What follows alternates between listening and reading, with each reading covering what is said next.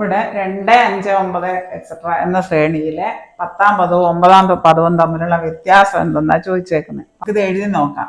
2, 5, 9 ഇങ്ങനെ അങ്ങോട്ട് പോകും ശ്രേണി.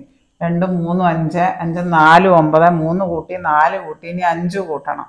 9, 5, 14. ഇനി 6 കൂട്ടണം. 14, 6, 20. ഇനി 7 കൂട്ടണം. 20, 7, 27. ഇനി 8 കൂട്ടണം. 35. 35. ഇനി 9 കൂട്ടണം. 44. ഇനി 10 കൂട്ടണം. അങ്ങനെ 9ാം പദം 10ാം പദം വരെ എഴുതണം. 44, 10, 54. ഇനിയും 11 കൂട്ടണം. 54, 11, 65.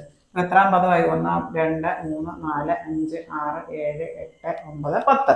9ാം പദവും 10ാം പദവും തമ്മിലുള്ള വ്യത്യാസം ഏതാന്ന്? 65, 54 പോയി വ്യത്യാസം ഇവിടെ എഴുതിയിട്ടുണ്ട്. 11 ഓപ്ഷൻ എ ആണ് ഉത്തരം. ഈ രീതിയിലാണ് ഈ ശ്രേണി പോയേക്കുന്നത്. 2, 5, 9 ഇങ്ങനെ പോയേക്കുന്നത്. അപ്പൊ നമുക്കത് കൂട്ടി എഴുതാം. അപ്പൊ പറഞ്ഞ പോലെ 2, 3, 5, 5, 4, 9. ഇനി 9ഉം 5, 14. 14, 6, 20. 20, 7, 27. 27, 8, 35. 35, 9, 44. 44, 10, 54. 54, 11, 65. അപ്പൊ 10 പദങ്ങൾ എഴുതി. അപ്പൊ 10ാം പദം 9ാം പദം തമ്മിലുള്ള വ്യത്യാസം 11. ഓപ്ഷൻ എ ആണ് ഉത്തരം.